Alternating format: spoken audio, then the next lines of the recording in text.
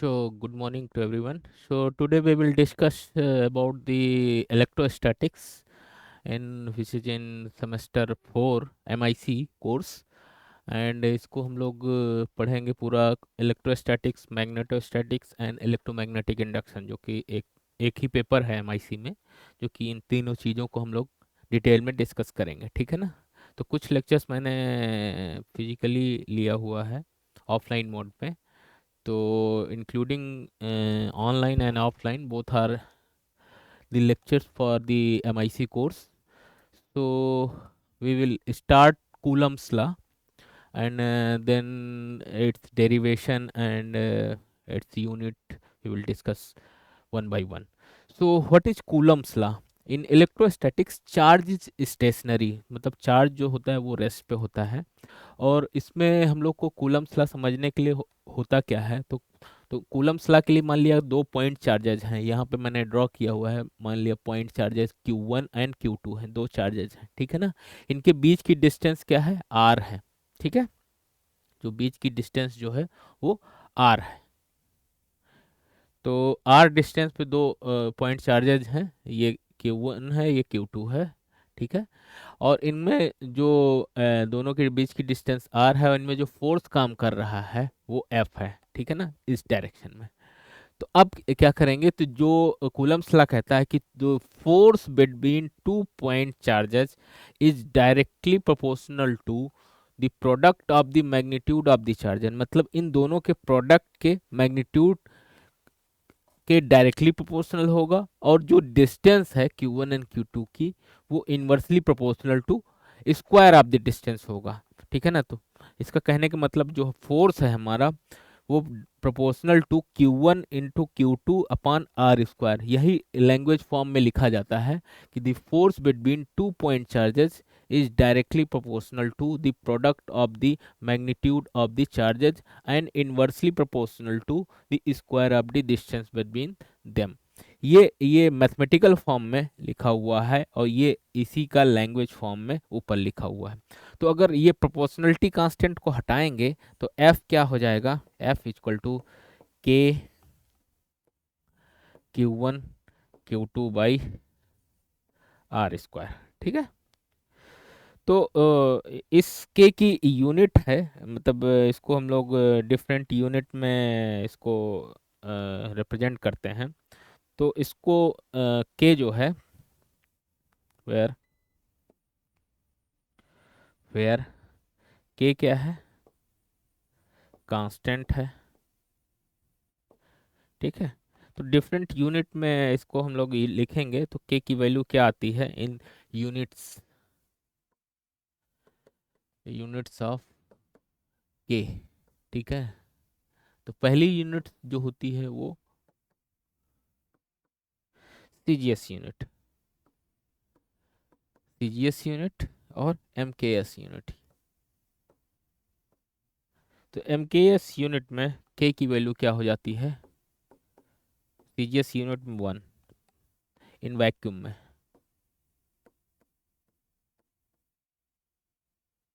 ठीक है। Therefore F क्या हो जाएगा, एफ इक्वल टू फोर्स जो होगा Q1 Q2 by R square. इसको डाइन में रिप्रेजेंट करते हैं, डाइन इसकी यूनिट होती है फोर्स की, ठीक है ना, सीजीएस में। इसी तरह से एमकेएस यूनिट में जो के की वैल्यू होती है 1/4 पाई एप्सिलॉन 0, ठीक है। और इसका वैल्यू कितना होता है इन वेक्टर फॉर्म में, ये क्या है, permittivity of the free space है, permittivity of the free space, ठीक है। तो अब यहाँ पे फोर्स क्या हो जाएगा, M K S unit 1/4 pi epsilon 0 Q1 Q2 by R square, ठीक है। तो 1/4 पाई एप्सिलॉन 0 की वैल्यू कितनी होती है, 1/4 पाई एप्सिलॉन 0 की वैल्यू होती है 9 × 10⁹ न्यूटन मीटर स्क्वायर पर कूलम स्क्वायर। और एप्सिलॉन की वैल्यू कितनी होती है, एप्सिलॉन नॉट की 8.85 इंटू 10⁻⁻12 कूलम स्क्वायर पर न्यूटन मीटर स्क्वायर। ठीक है। और there is a relation between 1 newton equal to होता है 10⁵ डाइन। मतलब अगर सीजीएस यूनिट में है आप तो उसको एमकेएस में बदला जा सकता है, अगर एमकेएस है तो उसको सीजीएस यूनिट में बदला जा सकता है। तो by using this 1 newton equal to 10⁵ dyne. ठीक है। तो ये मतलब कूलम्स लॉ कहलाता है। ठीक है। अब कूलम्स लॉ में इसको वेक्टर फॉर्म में कैसे रिप्रेजेंट करते हैं, तो वेक्टर फॉर्म में इसको हम लोग लिखेंगे। ठीक है।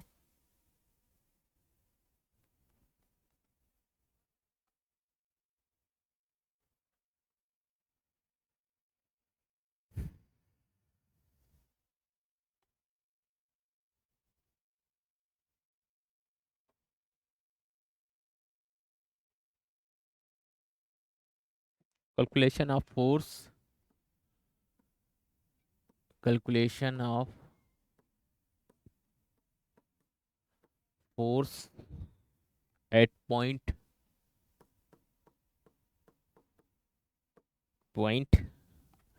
Due to number 1 group of point charges,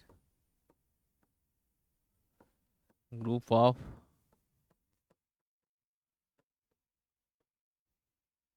point charges, number 2 charge distribution,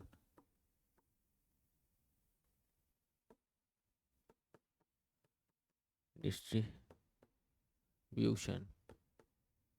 ठीक है। तो 1 बाय 1 हम लोग पहले इसको लेते हैं, ग्रुप ऑफ पॉइंट चार्जेस। ठीक है। तो मान लिया यहाँ पे दो, एक Q3 है, ये Q1 है, और ये Q2 है। ठीक है। अब यहाँ पे फोर्स ऑन Q3 निकालना है। डिटरमाइन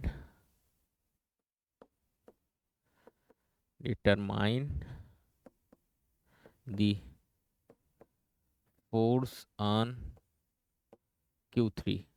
ठीक है। तो Q3 में अगर फोर्स निकालना है तो F31 force on 3 due to 1, F31 का मतलब है F31 equal to and R13, ये वेक्टर फॉर्म में। ठीक है ना। F32 force on 3 due to Q2, R23 ये डिस्टेंस। ठीक है।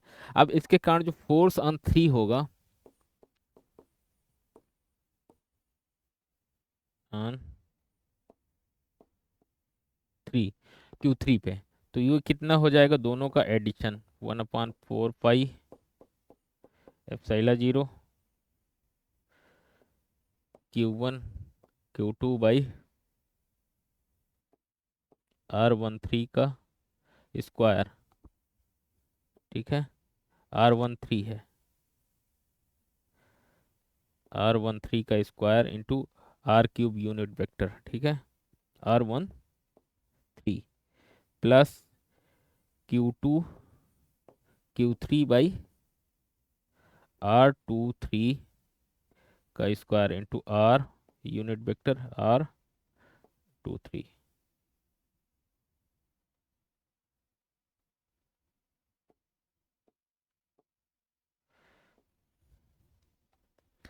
तो इसमें इसमें क्या करना रहता है, जस्ट ये क्या लिखा हुआ है, F3 इक्वल टू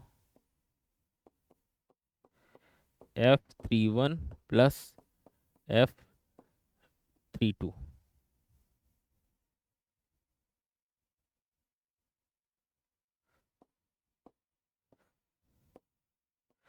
तो फोर्स ऑन 3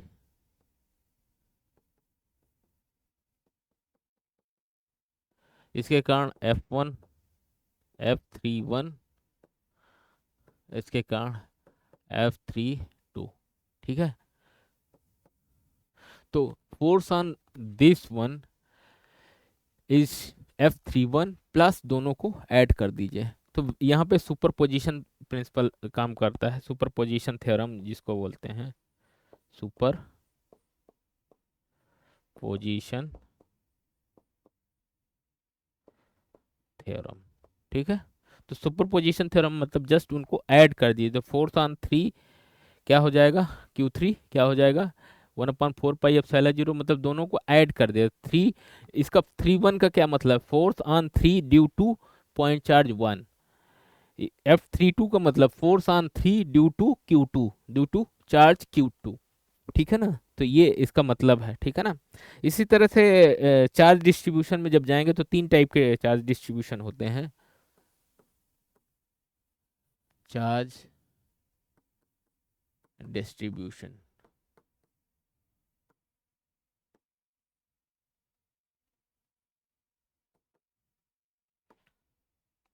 पहला है लीनियर या लीनियर चार्ज डेंसिटी, लीनियर। दूसरा है सरफेस, तीसरा है वॉल्यूम। ठीक है ना, इनको रिप्रेजेंट करते हैं डिफरेंट सिंबल से, लीनियर को लेमडा से रिप्रेजेंट करते हैं, सरफेस को सिग्मा से, और इसको रो से। ठीक है ना, तो व्हाट इज लीनियर, लीनियर इसको क्या बोलते हैं, linear charge density, linear charge density. Definition क्या होती है, charge per unit length, charge per unit length is called lambda. इसी तरह से ये क्या है, surface charge density,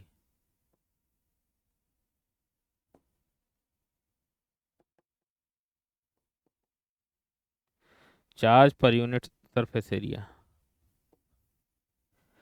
charge per unit surface area क्या कहलाता है, सरफेस चार्ज डेंसिटी सिग्मा। इसी तरह से ये क्या है, वॉल्यूम चार्ज डेंसिटी,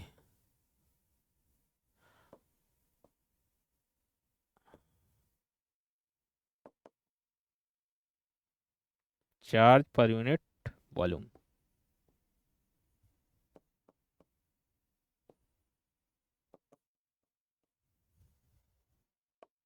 ठीक है, तो ये तीन चार्ज डेंसिटी डिस्ट्रीब्यूशन आते हैं, और इनके कारण जो lambda, charge per unit area, charge per unit length, charge per unit surface area, charge per unit volume. ठीक है ना, तो इनके कारण जो डिस्ट्रीब्यूशन आता है वो हम लोग स्टडी कर सकते हैं। ठीक है, तो ये डिफरेंट टाइप के चार्ज डिस्ट्रीब्यूशन हैं। अब इलेक्ट्रिक फील्ड चलते हैं, इलेक्ट्रिक फील्ड की डेफिनेशन देखते हैं। What is electric field, electric Coulomb's law हो गया, अब इलेक्ट्रिक फील्ड चलते हैं। ठीक है ना, तो electric field is nothing but it is a region, electric field, electric field is the region around a charge, around a charge where its influence can be detected। मतलब वो चार्ज के around जो भी आपको महसूस होता है वो क्या कहलाता है, इलेक्ट्रिक फील्ड कहलाता है, कैन बी डिटेक्टेड। ठीक है, तो इसको डिफाइन कैसे करेंगे, इलेक्ट्रिक, इसको क्या इंटेंसिटी और स्ट्रेंथ ऑफ इलेक्ट्रिक फील्ड भी बोलते हैं। ठीक है, इंटेंसिटी, इंटेंसिटी और स्ट्रेंथ ऑफ इलेक्ट्रिक फील्ड। ठीक है, तो it is defined as force पर यूनिट पॉजिटिव चार्ज।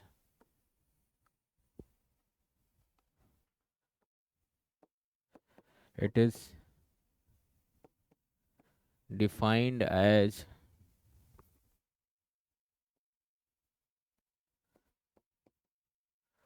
फोर्स पर यूनिट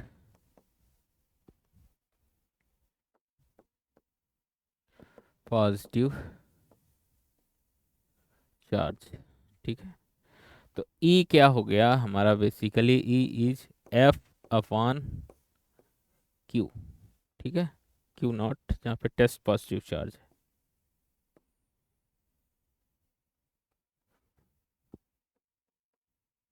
टेस्ट E क्या है, टेस्ट चार्ज। ठीक है, तो इसकी डेफिनेशन जस्ट रेशियो है फोर्स पर यूनिट टेस्ट चार्ज। क्या कहलाता है, इलेक्ट्रिक फील्ड स्ट्रेंथ या इलेक्ट्रिक फील्ड इंटेंसिटी, या आप लोग सिंपली इलेक्ट्रिक फील्ड भी बोल सकते हैं। ठीक है ना, तो ई वेक्टर ई जो है वो नथिंग बता, अगर एफ से डिवाइड कर दीजिए टेस्ट पॉजिटिव चार्ज को, तो ये क्या कहलाता है, इलेक्ट्रिक फील्ड कहलाता है।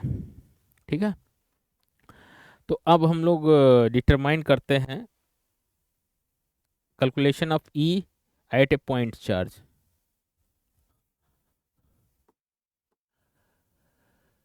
Calculation of E,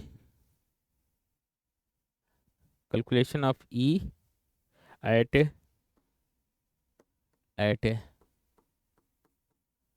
point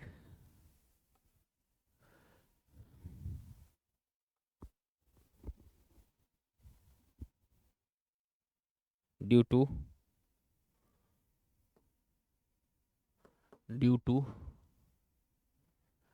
the point due to number one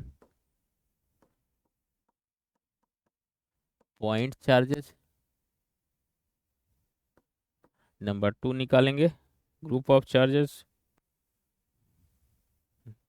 point charges नहीं होगा, पॉइंट चार्ज होगा। पॉइंट चार्ज, दूसरा ग्रुप ऑफ चार्जेस मतलब कई चार्जेज हों।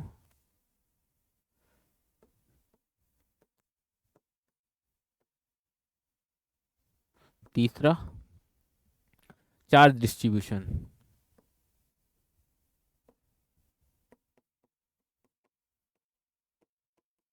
डिस्ट्रीब्यूशन, ठीक है, तो पहला पहला हम लोग चलते हैं, निकालते हैं।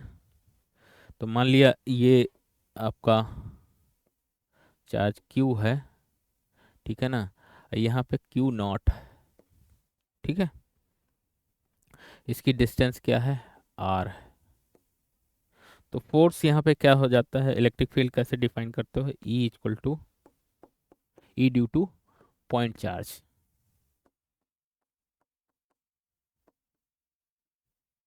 पॉइंट चार्ज के केस में इलेक्ट्रिक फील्ड कितना आएगा, E equal to F upon Q naught. ठीक है, तो F की वैल्यू आप लोग को पता है, वन अपॉन दो चार्जेस के बीच की distance 1/4 pi epsilon not Q not upon R square into R cap. ठीक है,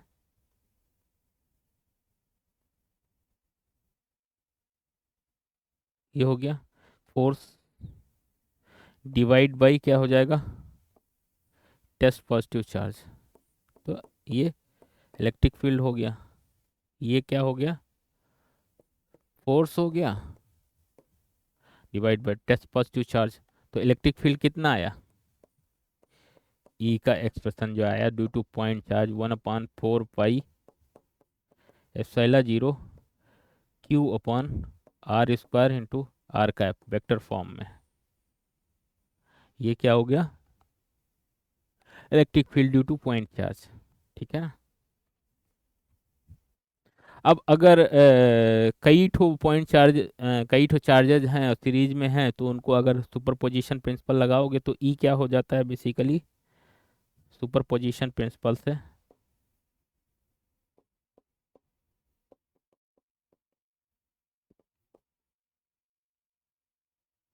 जिस तरह से ई क्या हो जाएगा, टोटल ई वन प्लस ई टू प्लस इस टाइप से निकालते चले जाइए और उनको ऐड करते जाइए, सुपरपोजिशन प्रिंसिपल अप्लाई करके पॉइंट चार्जर के कारण हम लोग इलेक्ट्रिक फील्ड निकाल सकते हैं, ठीक है ना। अगर मान लिया तो ये क्या हो जाएगा, ग्रुप ऑफ चार्जेस के लिए हो जाएगा। दूसरा ग्रुप ऑफ चार्जेस के लिए क्या बताया मैंने,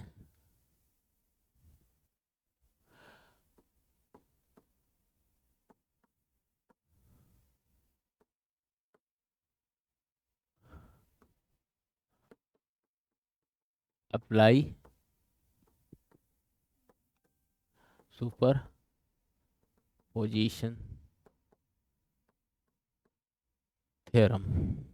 तो ई क्या हो जाएगा बेसिकली, ई वन प्लस ई टू प्लस ई थ्री, इस तरह से ये ऐड होता चला जाएगा, ठीक है। तीसरा कंडीशन जो है चार्ज डिस्ट्रीब्यूशन, ठीक है। तो चार्ज डिस्ट्रीब्यूशन के कारण